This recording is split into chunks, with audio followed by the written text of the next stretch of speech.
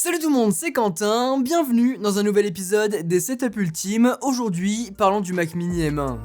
Eh, c'est parti.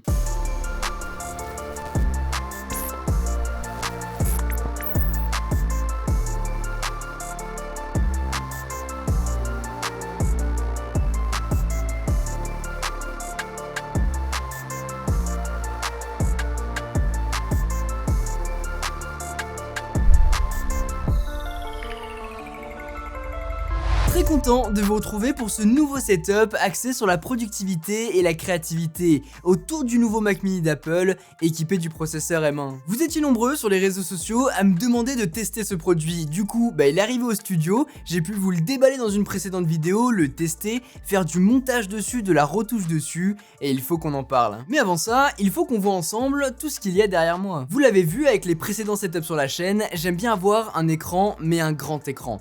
Un écran ultra wide, c'est parfait pour mon utilisation. Mais pour cette installation, je me suis équipé de deux écrans Asus, les PA32 UCK, deux moniteurs de la gamme ProArt qui se destinent aux professionnels de l'image et de la vidéo. C'est en tout cas comme ça qu'ils les vendent, mais en les utilisant, je m'en suis rapidement rendu compte. C'est des écrans 4K HDR 32 pouces avec un design vraiment chouette, des finitions en métal qui matchent parfaitement bien avec le Mac Mini, des bords assez fins et un pied plutôt imposant sur un bureau, je vais pas vous le cacher, mais qui permet de faire pivoter le moniteur à la verticale. Sur ces écrans, on va avoir plusieurs ports HDMI, un DisplayPort, plusieurs USB-C dont un Thunderbolt 3 60 watts qui permet de transférer très rapidement des données. C'est des écrans qui, comme je vous disais, font partie de la gamme ProArt. C'est une gamme très large chez Asus qui couvre tous les budgets. On est quand même là sur de beaux écrans très grands et assez chers. Mais si j'ai choisi ce modèle spécifiquement, c'est pour son espace colorimétrique impressionnant. Il couvre le Rec 2020 à 85%, le Adobe RGB à 99,5%,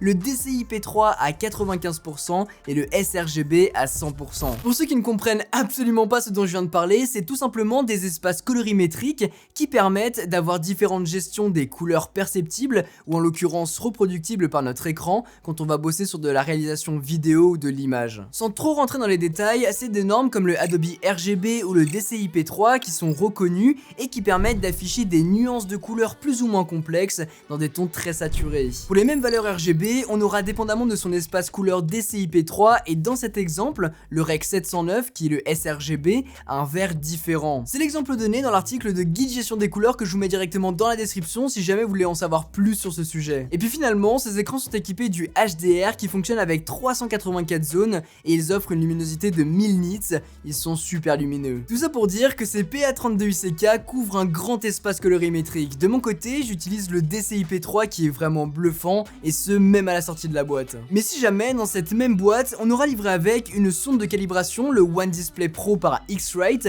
une référence dans le domaine qui vous permet de bien calibrer vos écrans et c'est ce qui est le plus important, peu importe le moniteur. Ici, on a une dalle IPS, parfait pour ne pas avoir de changement de contraste, de luminosité si on se tient devant ou sur les côtés, idéal dans cette configuration puisque je ne suis pas vraiment en face des deux écrans. C'est un peu le bémol du double screen je trouve, mais c'est totalement personnel, c'est que, et surtout avec des écrans 32 pouces, il faudra se déplacer physiquement pour bien utiliser un écran et puis l'autre. Après bon, c'est surtout une question d'habitude à prendre puisque c'est la première fois que je travaille dans ce genre d'organisation. Mais quel plaisir! Avoir d'un côté son projet Premiere Pro et de l'autre sa retouche Photoshop, ou bien son navigateur, ou tout ce qu'on veut, on a vraiment de la place pour tout faire. Relié à ces écrans, et on en a parlé en début de vidéo, j'ai chopé un Mac Mini avec le tout dernier processeur Apple M1. C'est désormais officiel, Apple remplace petit à petit les processeurs Intel de leurs produits pour intégrer leurs propres processeurs M1 qui sont vraiment impressionnants. Pour ce setup, je suis parti sur l'un des premiers prix de Mac Mini, c'est la config à 1029 € avec un CPU et GPU de 8 cœurs,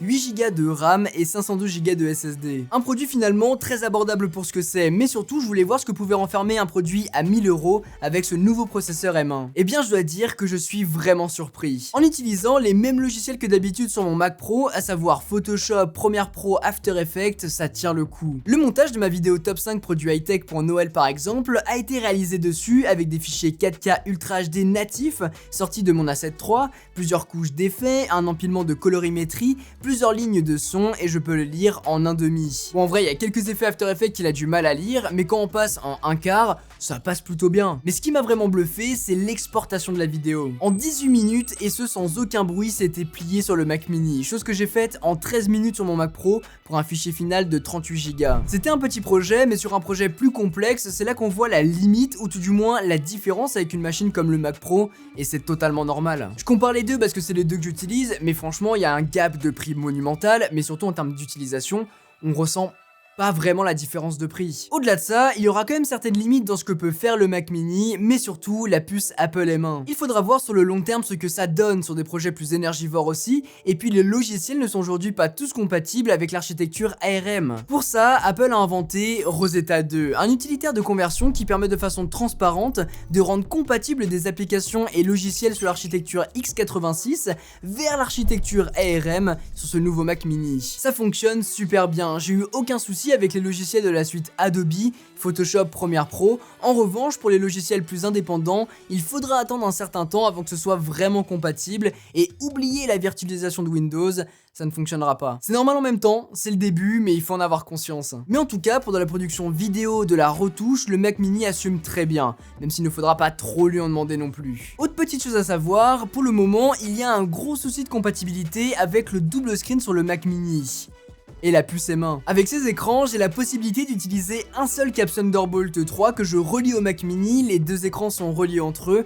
et ça fonctionne très bien pour faire un double screen. Or là, ça ne fonctionne pas avec le Mac Mini, il faut qu'Apple mette à jour ses drivers je pense ou quelque chose comme ça. Donc du coup, pour cette installation, j'ai utilisé un écran avec un cap Thunderbolt et un écran avec un câble HDMI pour pouvoir avoir du double screen. Ça fonctionne très bien, sans latence, aucune différence de colorimétrie, mais voilà, c'est quelque chose à prendre en compte. Encore un petit souci de la puce M1 qui sera j'espère bientôt corrigé, mais si on met ça de côté, ce combo double screen Asus et Mac Mini c'est vraiment super chouette. Finalement, que serait un setup ultime sans tout ce qui l'entoure? En termes de périphérique, je suis parti sur la MX Master 3 de Logitech, souris vraiment incroyable accompagnée du MX Keys, le combo parfait pour de la productivité. En dessous, j'ai placé un Deskmate de Satechi pour le côté esthétique. De part et d'autre du bureau, j'ai aussi placé deux HomePod mini, chose promise, chose due, les voilà dans le setup. Les haut-parleurs du Mac Mini étant horribles, je ne sais même pas ce que ça fout là, et les deux haut-parleurs des écrans étant un petit peu faibles, je me suis dit que placer deux HomePod mini, ça pouvait être sympa. Et ça rend juste super bien, j'adore le rendu dans le setup, et pour écouter de la musique, interagir avec Siri, c'est parfait. Pour ce qui est du montage, vous imaginez bien, c'est pas forcément adapté, puisque ça passe par le AirPlay, du coup on aura un léger délai. Pour ça, je vous conseille de porter un casque plutôt. Celui-ci, c'est le DT770 Pro de Beyerdynamics, un casque que j'utilise pour faire du montage, faire du podcast, etc. C'est juste idéal, il est incroyable, donc partez là-dessus. Ça sera top. Pour ce qui est du bureau, je l'ai pris sur Amazon. Longtemps que je voulais faire un setup avec du bois plus foncé et ça rend juste trop bien je trouve. Même au niveau des pieds, j'aime beaucoup la forme originale à porter. Et le petit clou du spectacle, le Leafix Beam fixé au mur pour avoir ce côté coloré reflété sur le Mac Mini et pour ajouter une petite couleur d'ambiance aussi. C'est important. Tout ça est bien évidemment pilotable depuis son smartphone iOS ou Android, mais je trouve ça quand même très cher pour ce que c'est. Je suis pas sûr de vous le recommander. Moi je l'ai pris pendant le Black Friday, du coup je l'ai eu moitié prix. Donc là ça valait peut-être le coup. Voilà en tout cas les amis pour cette vidéo, j'espère vraiment qu'elle vous a plu. Si c'est le cas, n'oubliez pas de mettre un gros pouce bleu, de vous abonner et d'activer la cloche si ce n'est pas encore fait. N'hésitez pas de votre côté à me dire directement en commentaire ce que vous pensez de ce setup. Je suis extrêmement content du rendu, mais il n'est pas impossible que dans les mois qui arrivent, il vient à évoluer. Si l'un des produits dont j'ai pu vous parler dans cette vidéo là vous intéresse, vous retrouverez tous les liens dont vous aurez besoin directement dans la description, ainsi qu'un lien pour disposer de 5 ans de garantie sur le PA32UCK si jamais vous décidez de franchir le pas. Sur ce, c'était Quentin, passez tous une très bonne journée. Tchou!